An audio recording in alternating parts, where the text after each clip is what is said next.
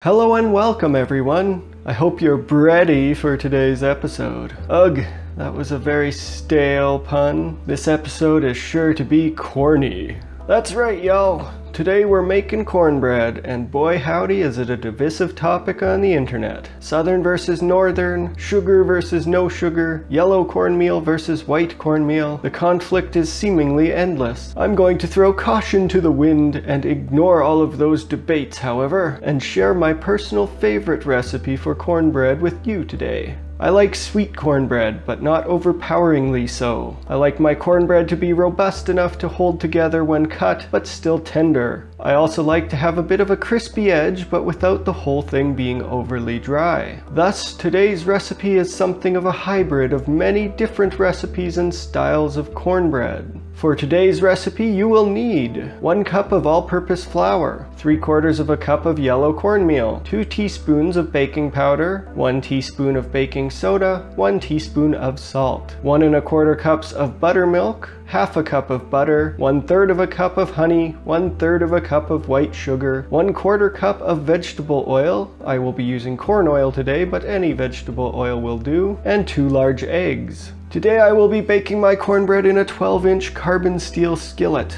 A large cast iron skillet would also work. By using a skillet rather than a baking pan, you end up with a better browned exterior, while the interior stays moist. Now you can use a glass or metal baking pan as well, but you'll want to make sure it is at least 9 inches in diameter at its base, and at least 2 inches deep. Now if you are using a smaller pan, like a 9x9 baking pan, you may also want to reduce the baking powder by half to prevent overflowing the pan. Or you could simply put a cookie sheet underneath to catch any overflow. A key thing to remember is that a wider baking vessel like the cast iron skillet will bake faster. This is because there's way more surface area exposed to the heat of the oven. I like to line the bottom of whatever cooking vessel I am using with some parchment. If using a skillet, you can do this by folding a sheet of parchment into a small triangle. Then use the triangle to measure to the center of the pan and cut off the excess. When you unfold it, it should be roundish and fit nicely in the pan. Preheat your oven to 375 degrees Fahrenheit. If you are using a steel or cast iron skillet, be sure to put it in the oven now, so it can preheat as well. If using a baking pan,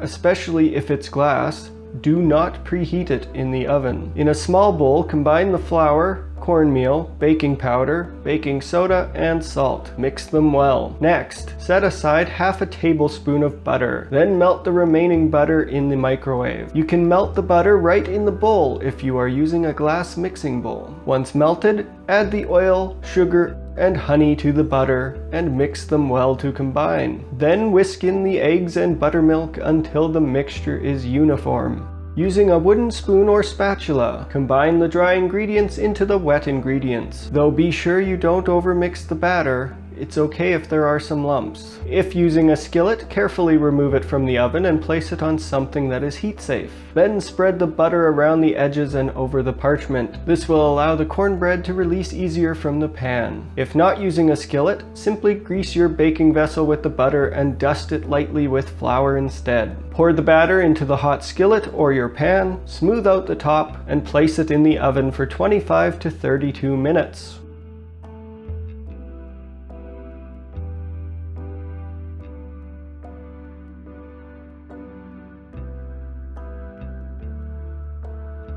You can test the doneness by poking the center with a toothpick or skewer. If it comes out clean, it is done. Alternatively, the cornbread is done when the center no longer wiggles with a gentle shake of the pan. Finally, let the cornbread sit for 5 to 10 minutes to rest, then serve warm with butter. It's also fantastic with a drizzle of honey or maple syrup. So here we have it. The cornbread is tender, yet it still manages to hold itself together when you pick it up. Hopefully you can see here it's browned nicely on the bottom and on the edges, and the edge here has a little bit of a crunchy crispiness to it. But it's also not bone dry in the middle or anything. It is nice and moist still. It's great on its own or even as a side dish. heck, it's even pretty tasty in a bowl with milk poured over it. If there's one thing about cornbread I've learned, it's that there is no one single ultimate cornbread recipe. Everyone has their own favorite recipe and their own techniques. So with that in mind, I hope you'll give this recipe a try, and I hope you'll like it as much as I do. If you enjoyed this video, then be sure to give it a like, and hit subscribe if you want to see more treats and eats. Thank you very much for watching. I'll see you in the next video.